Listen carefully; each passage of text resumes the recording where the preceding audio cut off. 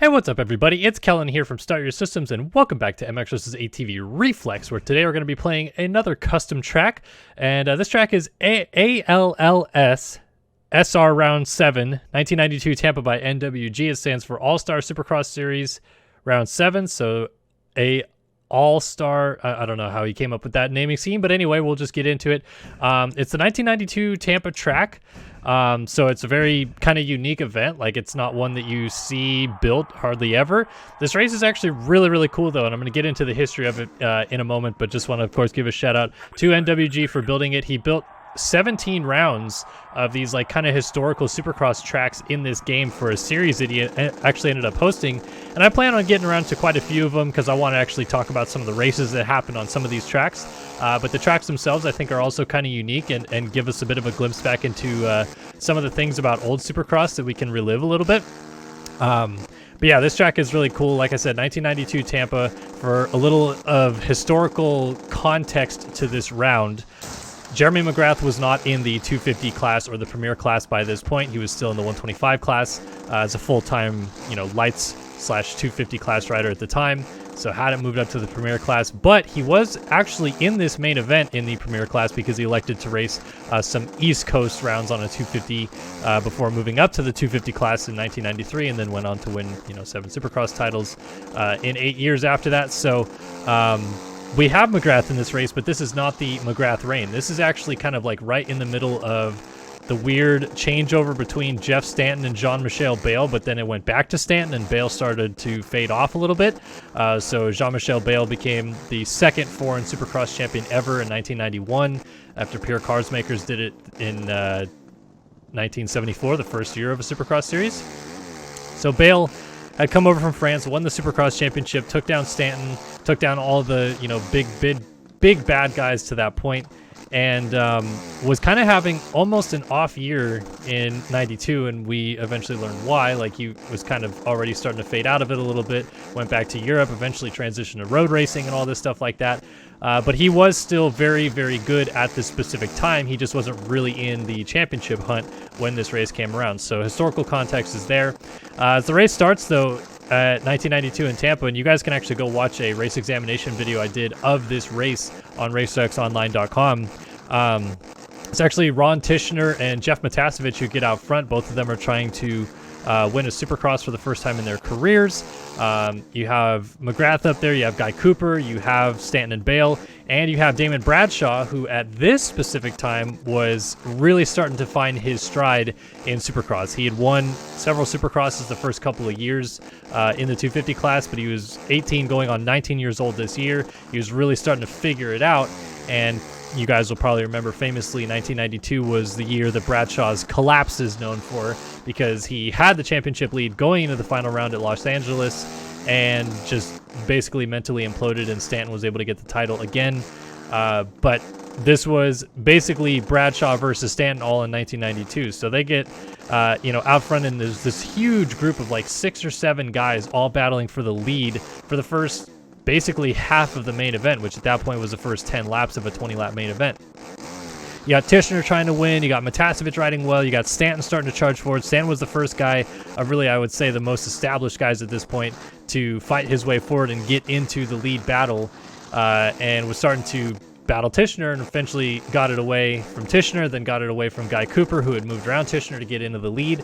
So Stanton's trying to get away at the front, but as Guy Cooper's trying to hold on for second place, you've got Bradshaw and Bayle starting to close up from behind.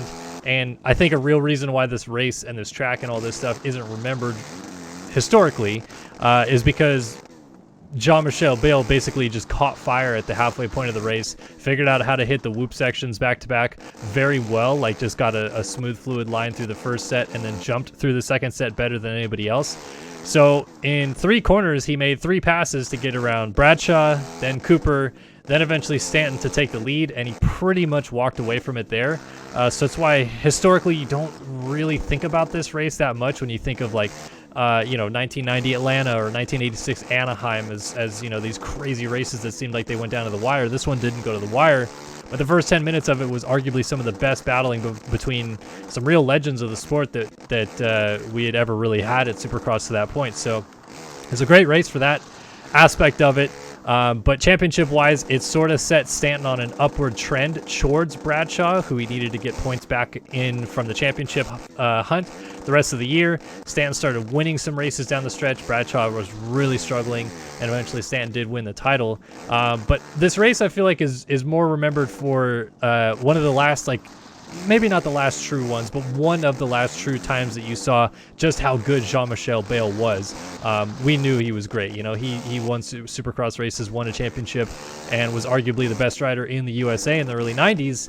But, you know, he was on his way out, and this is one of those times where you're just like, man, Bayle's just so good. Like, he's just so darn good at figuring stuff out like this.